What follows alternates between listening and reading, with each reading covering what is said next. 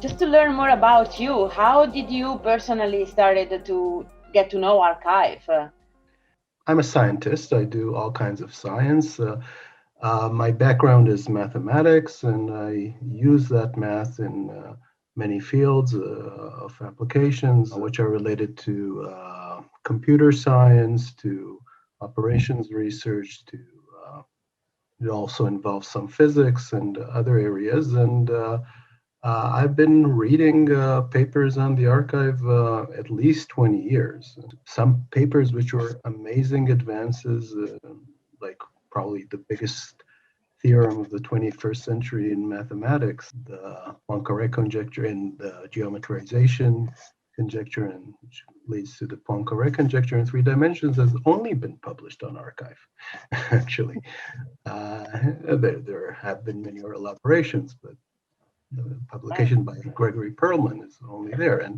And in physics and also in mathematics and also in computer science and machine learning, in all these fields, things get published in the arXiv, and then the archive version, meaning a journal version, can only comes like years later, maybe. But and so for so in real time, science is done on the archive platform, not in journal papers.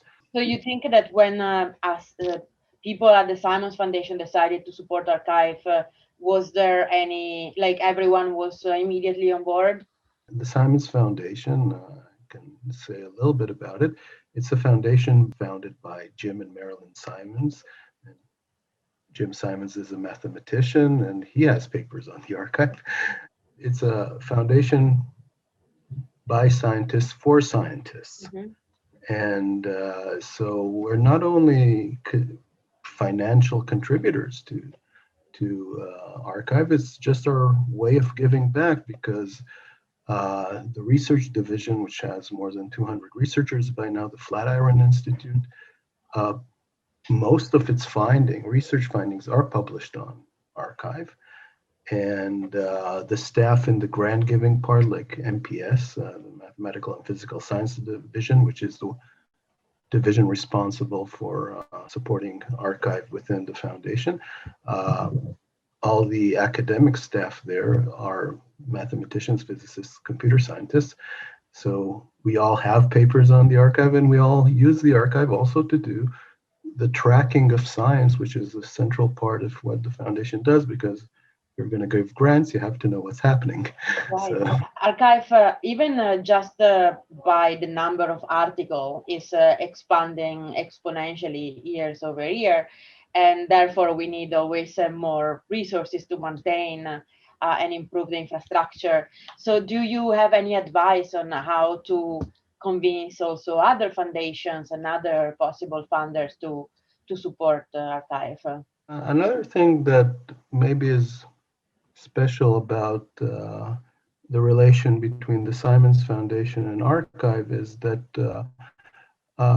yes, the Simons Foundation gives money to arXiv, but as I said before, it cares deeply about arXiv. So we also try to give good advice about how uh, things should be approached. I would first of all say to other organizations, learn the entity to which you are supporting and understand its needs. Giving money is easy, but investing a little bit of time to understand what are the strong points, what are the weaknesses, and try. So, for example, at the foundation, we noticed that probably archive needs a better infrastructure. After 30 years, that makes a lot of sense Yeah. because, like you said, there's scaling and exponential growth, but also technology has changed and people use different languages and different architectures, and you have clouds and all kinds of funny stuff. But I think that in terms of the ratio between what you give to the archive and the outcomes and impact and influence. If you care about math, physics, computer science, again, machine learning, and other related areas, then then it's probably one of the better uses for your money. The other component in arXiv that I haven't mentioned before is people. And again, arXiv has many volunteers doing a lot of hard work, and the technology has to support them. Well, how would you think that archive will be, or even scientific communication in general, in 30 years from now? At its core, what is important, the most important thing in arXiv is the content. And it's important that as much of that content be available on arXiv, if you so it can be used in a rather democratic platform all by everybody.